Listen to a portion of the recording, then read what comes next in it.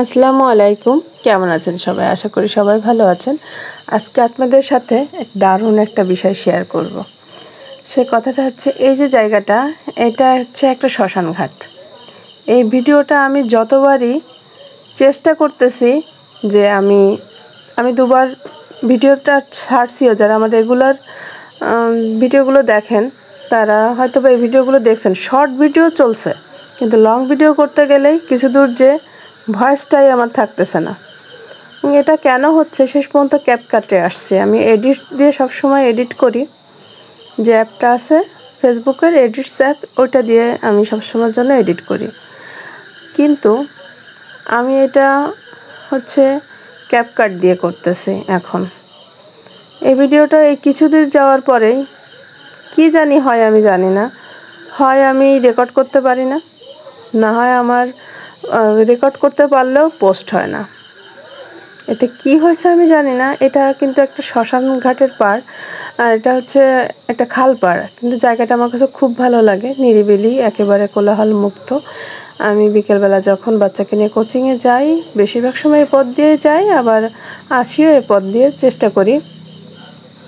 কিন্তু এইটা কেন এমন হচ্ছে আমি জানি না। আমি কখনো কোনো জিনিস আমি মানে বিশ্বাস করি না, ভূত প্রেত এই ধরনের কিছু আমার বিশ্বাস হয় না কখনো।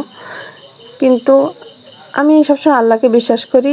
যাই হোক, আল্লাহর সৃষ্টি জিন আছে, কিন্তু এ সমস্ত আমার ভয় ডর কখনো লাগে না। একেবারে ওই যে জবা ফুলগুলো সব হচ্ছে শ্মশান ঘাটে লাগানো, যেখানে মানুষ করা হয়, তার একটু হয়তো 2 হাত 3 হাত দূরে ওই জবা ফুলগুলো। এই যে আবার আমার ব্ল্যাক হয়ে গেছে, জানি না ভিডিও মোটে কোনোটাই আমি ঠিক করতে পারতেছি না। আর কখন এই জিনিসটা ঠিক হবে আমি তা বলতেও পারতেছি না। প্রত্যেকটা সময় এরকম হচ্ছে, ভিডিও রেকর্ড করতে গেলেই এরকম হচ্ছে, আর কতক্ষণ বা হবে তাও জানি না। এরপরে আমি সামনে আরও এগিয়েছি, পুরো খালপাড়টা আমরা যেখান থেকে যাই সেটা আমি ভিডিও করছি, কিন্তু আমার এখান থেকে আমি কখনোই সেটা পুরোপুরি করতে পারতেছি না। আর এই ভিডিওটাও পুরো হবে কি না, বা আমার এই রেকর্ডটাও পুরো হবে কি না, এই যে এখন আবার আসছে। এতে কী সমস্যা হয়েছে বা ওই অংশটাতে কী সমস্যা ছিল আমি কিছুই জানি না। আমার এখানে কিন্তু ভিডিওটা দেখা যাচ্ছে, কিন্তু আমি যখন চেষ্টা করতেছি তখন আবার হচ্ছে না। তো এইভাবেই আসলে কিছু আধ্যাত্মিক কিছু আছে কি না তা জানি না, কিন্তু আমি কিন্তু ভিডিও রেকর্ড ঠিকই করছিলাম, আর আমার এখানেও কিন্তু সেই ক্লিপগুলো আছে, কিন্তু মাঝে মাঝে ওরকম সমস্যা হচ্ছে। তারপর এই যে নিরিবিলি এই পাশটা আমার কাছে খুবই ভালো লাগে। যদিও হাটের দিন এখান থেকে যাওয়া যায় না, এখানে অনেক লোক থাকে, যাত্রাপুর বাজারে প্রচুর থাকে। ওইখানটা বেশি ভালো লাগে। ওইখানে একটা কৃষ্ণচূড়া গাছ আছে, ঝোপালো, এত সুন্দর, অনেক দিন পর্যন্ত কৃষ্ণচূড়া ফুল ফুটেছিল।